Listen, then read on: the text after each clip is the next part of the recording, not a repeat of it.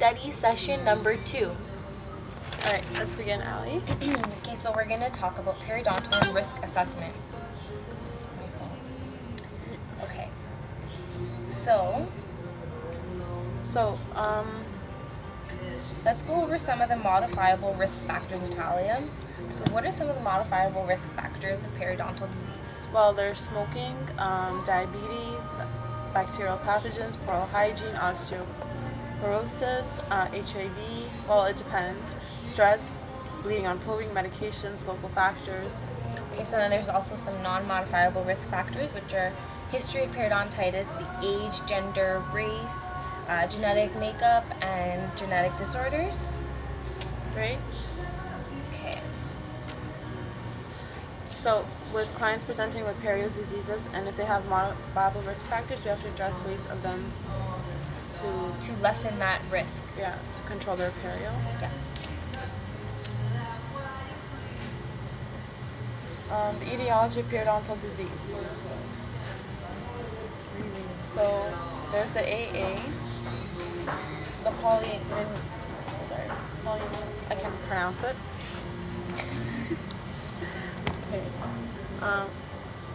Okay, the PMNs, yes.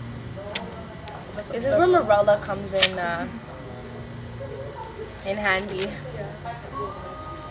Okay, so then there's also preterm low birth weight, which is Highly associated with periodontitis. since the actual bacteria can travel into the fetus through blood. Okay, so now we're going to talk about probing. And this is what a probe looks like. Do you see it? Okay, so when we probe, we're going directly into the sulcus, as so, and we're reading a measurement. Have to properly insert and angle it and have a proper pressure to get accurate measurements. Okay, so Natalia, what's the color of healthy gingiva? Pink. But it can also be Right. yeah, they can also have some pigmentation in it. And what are these things again? So what do you think we have to go over here that we don't already know? Most of this looks like a review, but we can try and do some of the questions they have here. I think that's good. Okay. So sometimes we answer questions at the end of the chapter just to test our knowledge. Just as a review. Okay, so gingival disease modified by systemic factors are associated with the endocrine system is A, puberty-associated gingivitis, 2, menstrual cycle-associated gingivitis, 3, pregnancy-associated gingivitis, or pyogenic granuloma. Well, endocrine is hormones, but it seems as though they all apply. They're all applying. Yeah. So all of the above? All of the above. Yeah. Good job.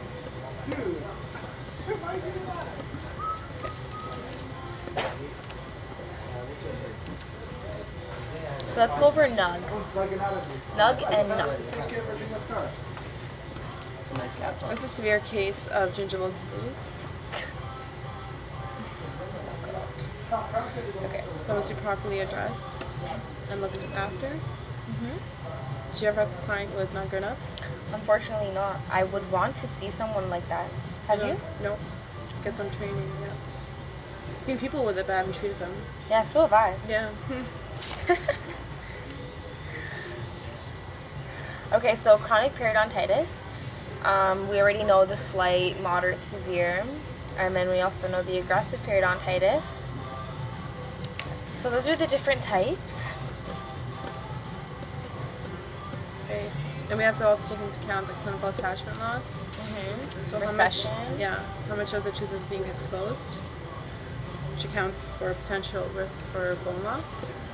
So that's the CAL. Another way, aside from probing, really important is taking radiographs in order to visually see how much bone loss there already is. Okay, so let's go over the classifications of furcation. So there's 4 classes. There's class 1, 2, 3, and 4. Okay, so class 1, where would the furcation probe go? Class 1. Yeah. Beginning involvement, concavity of furcation can be detected with an explorer probe, but it cannot be entered, cannot be detected radiographically. Good job. Okay, so class 2, the clinician can enter the furcation from one aspect with a probe or explorer, but cannot penetrate throughout the opposite side. So like it goes in, but it won't go through like that. It just stays there. Class 3, basically through and through involvement.